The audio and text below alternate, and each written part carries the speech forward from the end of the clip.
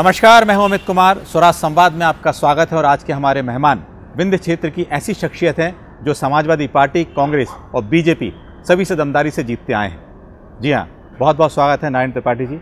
नमस्कार करता हूँ।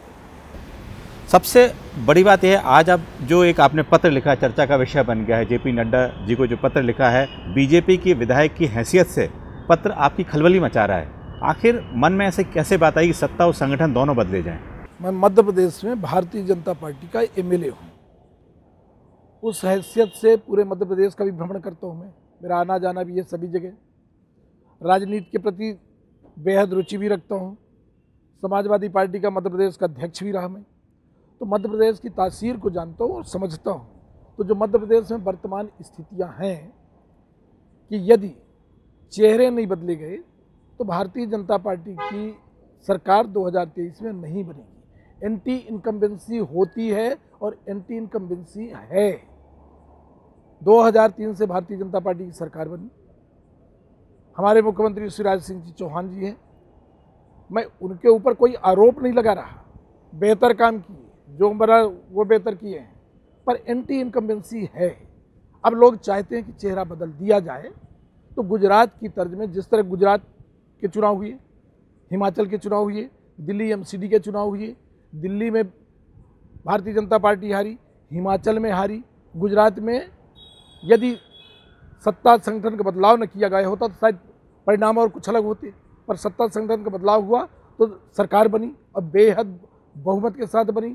हिमाचल में भी किया गया होता तो वही परिणाम जो गुजरात के वो होते। तो इस स्थिति में मुझे लगा कि मध्य प्रदेश में भी, और वास्तव में लगा नहीं कि मध्य प्रदेश में स्थितियाँ हैं, यदि दोनों चेहरे सत्ता और संगठन बदले जाते हैं तो भारतीय जनता पार्टी की सरकार बन सकती है।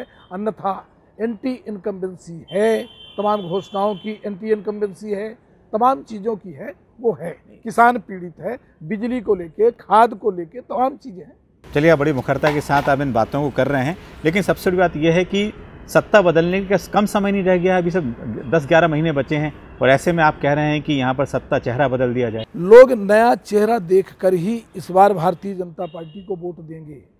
लोग चाहते हैं, मध्य प्रदेश के लोग चाहते हैं कि भारतीय जनता पार्टी की सरकार बने, पर चेहरा नया होना चाहिए।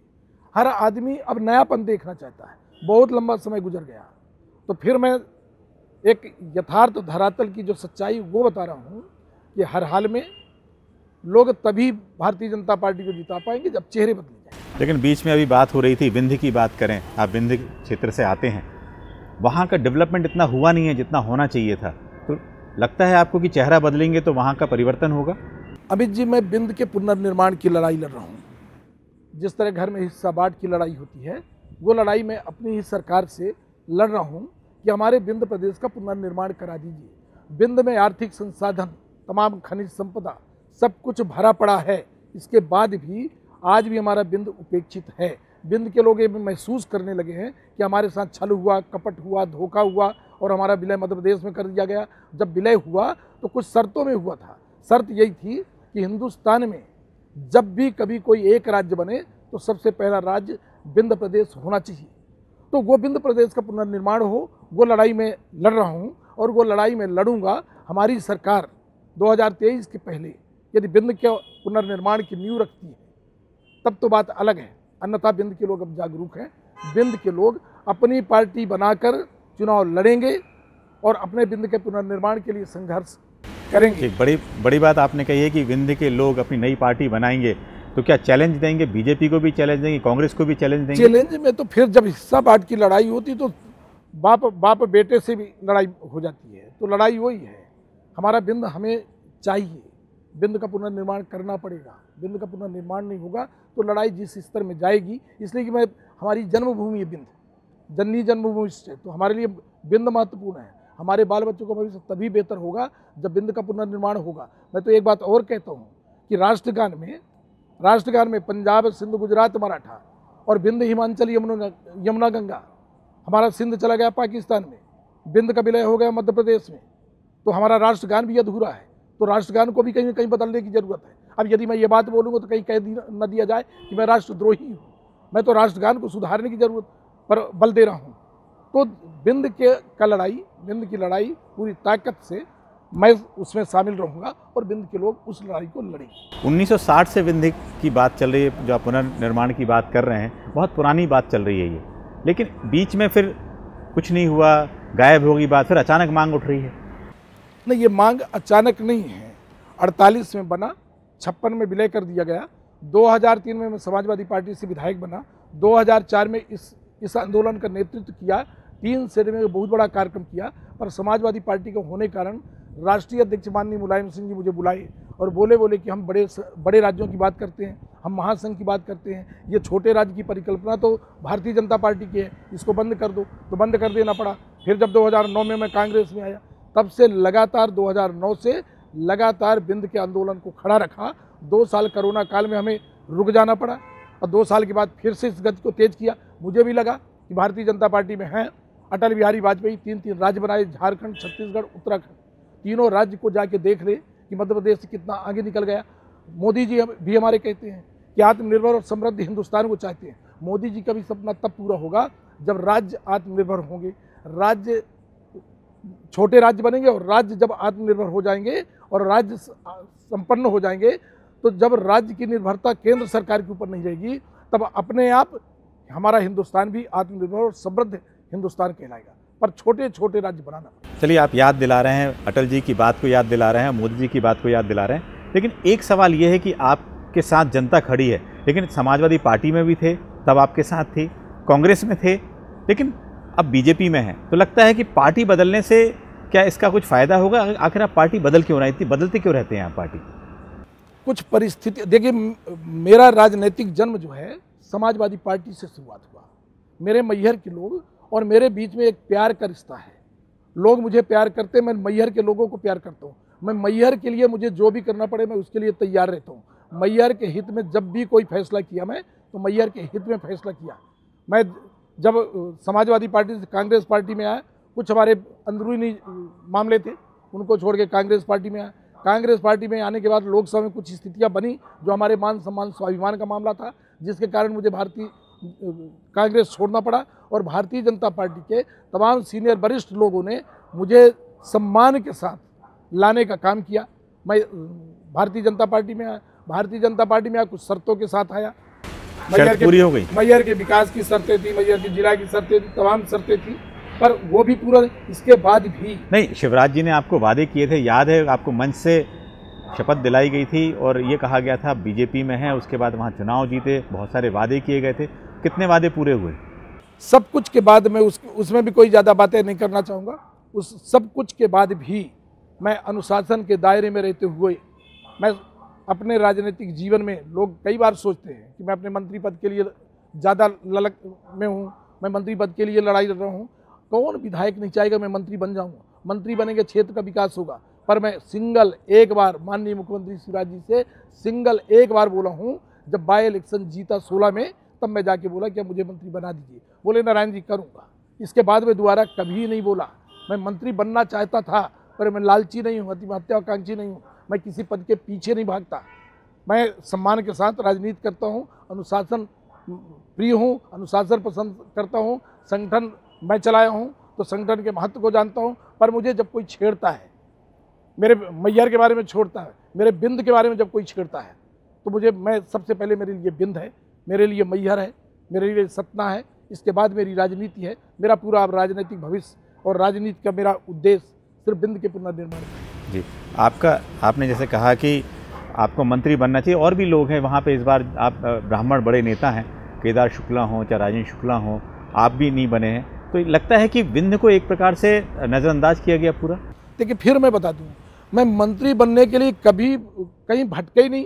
मैं मंत्री बनने के लिए कभी मन में आया कि मंत्री बन जाए, क्षेत्र का विकास कर लें, पर इसके बाद मैं कभी जीवन में मंत्री के लिए न किसी से बात किया, ना कुछ बोला। मेरा कोई मंत्री पद का अब मामला नहीं है। मेरी लड़ाई सिर्फ बिंद के विकास की है, बिंद के पुनर्निर्माण की है, हमारे बाल बच्चों के भविष्य की है, जो हमारे बिंद के लीडर हैं। अब मंत्री कितने होंगे ये तो मुख्यमंत्री तय करते हैं। मंत्री कुछ भी है, हमारे स्पीकर साहब केदारनाथ गिरीश गौतम जी हैं, हमारी मीना सिंह जी मिनिस्टर हैं, हमारे भी साहू लाल जी मिनिस्टर हैं। कोई मिनिस्टर का मामला नहीं होता, कितने क्या बनेंगे, पूरा क्षेत्र पूरा प्रदेश देखना पड़ता है, वो कोई मामला नहीं है। हम तो बिंद के पुनर्निर्माण की बात करते हैं। हमारे बिंद का पुनर्निर्माण होना चाहिए, मंत्री महत्वपूर्ण नहीं है। इसके लिए पार्टी छोड़ देंगे बीजेपी? नहीं, जो भी करना पड़ेगा सब कुछ छोड़ने को तैयार है। हमें तो बिंद बनाना है, उसके लिए जो भी करना पड़ेगा हर हाल में सबके लिए तैयार है। आपने जो नड्डा जी को चिट्ठी लिखी थी उसके बाद वी डी शर्मा तो कहते हैं कि भाई उनकी तो विश्वसनीयता नहीं है। अब उनको ये भी पता नहीं है कि मुझको लाया कैसे गया, मुझे क्यों लाया गया, मुझसे क्यों हाथ विनती निवेदन की गई, उनको ये तो पता है नहीं। हमारे वी डी शर्मा जी प्रदेश के अध्यक्ष हैं, हमारे सम्माननीय हैं, प्रदेश के सम्माननीय संगठन के मुखिया हैं, पर उनको भी अपनी भाषा में कंट्रोल रखना चाहिए। मैं भी स्टेट का प्रेसिडेंट रह चुका हूँ, मैं स्टेट को चला चुका हूँ, उनसे सीनियर हूँ, संगठन में भी सीनियर हूँ, 4 बार का एमएलए हूँ। उनको मेरे क्रेडिबिलिटी के बारे में बोले तो उनको पता नहीं क्या, कैसे मैं आया, किस तरह लाया, कौन लाया, किस तरह लाए, पहले उस विषय में जाए हो, इसके बाद मेरी क्रेडिबिलिटी की बात करेंगे, फिर मेरे बारे में चर्चा करेंगे। मैं आपके चैनल के माध्यम से कहना चाहूँगा कि इन सब चीज़ों का जवाब मैं बहुत वैसे ढंग से दे सकता हूँ, पर सबको एक दायरे में बात करना चाहिए, अनुशासित रह के बात करना चाहिए और सम्मान में रह के बात करना चाहिए। उम्र में भी और संगठन में भी, पद में भी उनसे बहुत सीनियर हूँ। ये कहा जाए जो आपने पत्र लिखा है आप उस बात पे कायम रहेंगे और ऐसी कोई बात आपने नहीं लिखी जिसमें आपको वापस होना पड़े? मैं कोई गलत कहीं कोई भाषा नहीं बोला। राष्ट्रीय अध्यक्ष जी हमारे भी हैं, इस देश के भारतीय जनता पार्टी के अध्यक्ष हैं, तो मुझे लगा कि ये फोरम कहाँ मिलेगा, कैसे मिलेगा, मैं अपनी बात रख सकूँ। तो पत्र के माध्यम से मैं मेल किया और समाज का जो चौथा स्तंभ है हमारा मीडिया, उस मीडिया में यदि हम पत्र दे रहे हैं और अपनी बात दे रहे हैं तो इससे विचलित भी नहीं होना चाहिए, आदमी को तहस में नहीं आना चाहिए। ये तो हम लोग तो मीडिया भी आईना दिखाने का काम करता है और मैं भी, जो मेरा दायित्व है, हम मुख्यमंत्री जी के आंख कान हैं, हम जो बताएंगे वही सुनेंगे जानेंगे, या हमें बताना पड़ेगा। कहीं कुछ गलत है तो हमें कहीं ना कहीं बताना पड़ेगा। तो इसको कोई गलत ढंग से लेता है तो ये मैं नहीं समझ पा रहा क्यों है ये परिपाटी बन रही है। क्योंकि आपके मन में इसलिए लग रहा है कि बिंद का विकास नहीं हो रहा है, जो आप बार बार कर रहे हैं, तो विकास नहीं हो रहा है इसका मतलब ये है कि बीजेपी की लगातार सरकार रही, क्या उन्होंने वहाँ का डेवलपमेंट को लेकर कोई बात नहीं की, या वहाँ पर देर से हो रहा है डेवलपमेंट? देखिए, बिंद की तरफ किसी की नज़र ही नहीं है।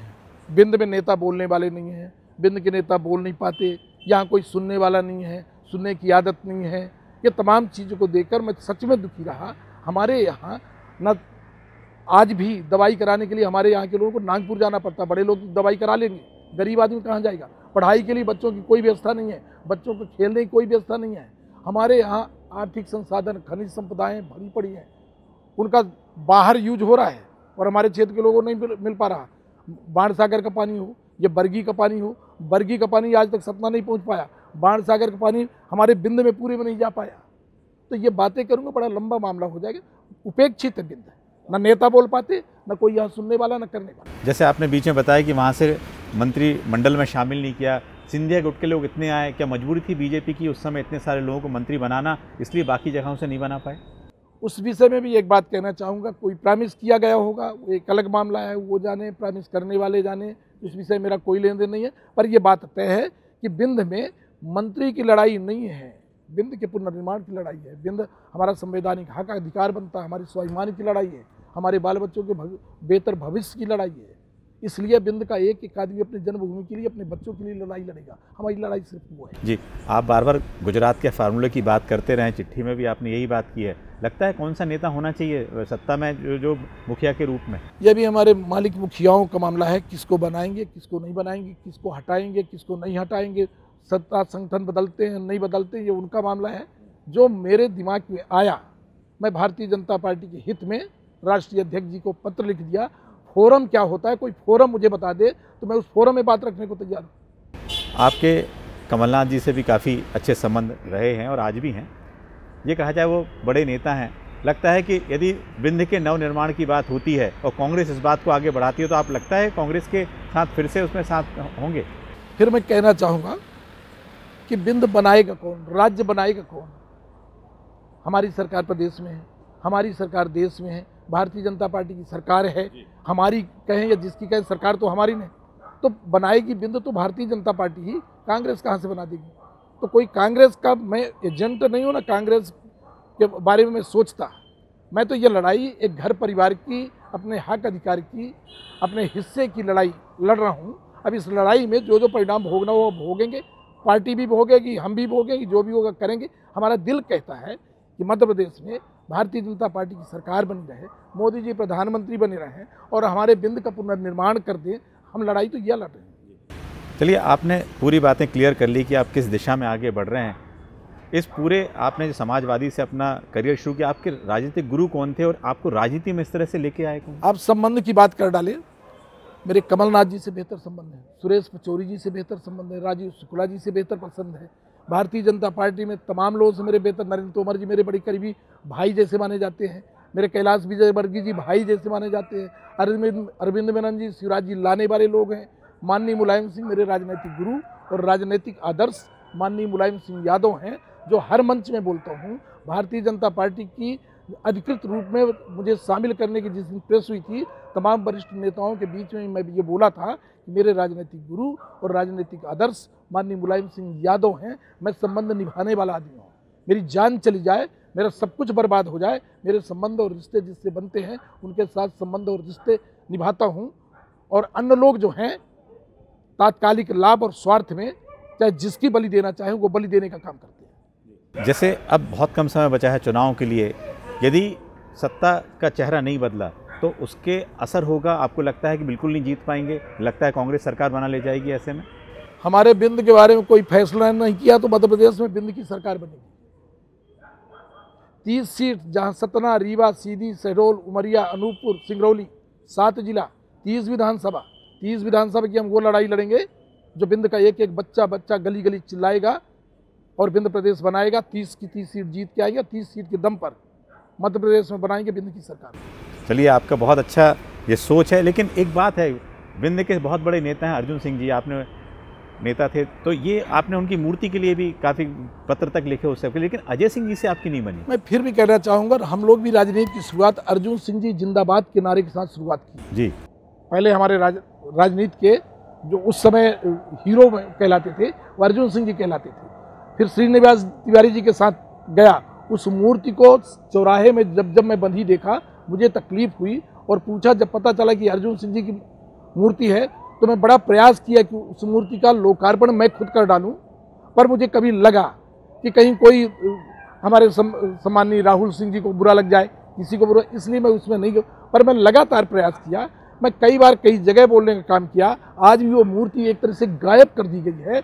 ये मध्य प्रदेश की सरकार, शिवराज जी बड़े संवेदनशील आदमी हैं। आपके चैनल के माध्यम से कहना चाहूँगा कि उस मूर्ति को हमारे बिंद के अर्जुन सिंह जी लीडर हैं, देश के प्रधानमंत्री नहीं बने पर सेकंड नंबर पर अर्जुन सिंह जी हमेशा रहे हैं। बिंद के सम्मान में उस मूर्ति का किसी चौराहे पर सम्मान के साथ अनावरण करना चाहिए। लेकिन आपके अजय सिंह से उतने अच्छे मधुर संबंध मेरे कोई पूरे संबंध अजय सिंह जी से बिल्कुल नहीं है। अजय सिंह जी से हमारे जब भी कभी मुलाकात होती है हम लोग एक दूसरे को भैया कह के नमस्कार करते हैं। कोई हमारी लड़ाई बुराई, कोई राजनीति में स्थायी दोस्ती और स्थायी दुश्मनी नहीं होती। मैं मर्यादित आदमी हूँ, मैं सम्मान करने वाला आदमी हूँ। आज भी हमारी वहाँ उनकी मुलाकात होती है, अच्छे ढंग से मुलाकात होती है।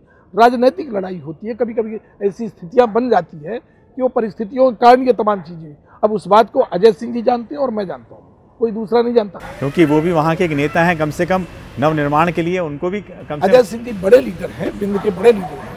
हम हमेशा इस बात को बोले हैं। पर हमारी लड़ाई उनकी जो हुई वो भाग्य होता है, समय परिस्थितियाँ होती है, तो तमाम चीज़ें हो जाती हैं।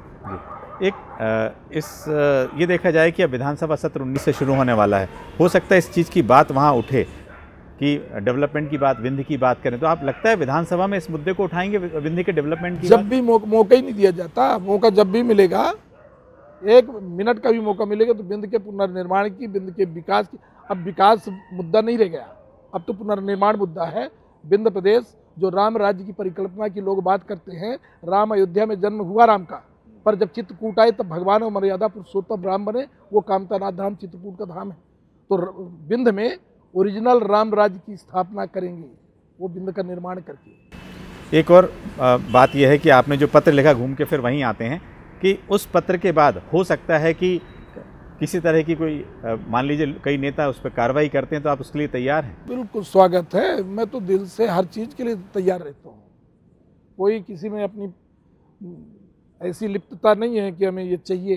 हम तो मानसिक रूप में सबको बोल चुके हैं, हमको हमारा बिंद चाहिए, ये कोई अलदल टिकट टुकट पार्टी वार्टी से कोई मतलब नहीं है। ये है कि पुनर्निर्माण के लिए आपको जो करना पड़ेगा वो करेंगे। सर्वस्व न्यौछावर बिंद के पुनर्निर्माण के लिए आपके चैनल में फिर अपील करता हूँ बिंदवासियों से कि बिंदवासियों तैयार हो जाओ।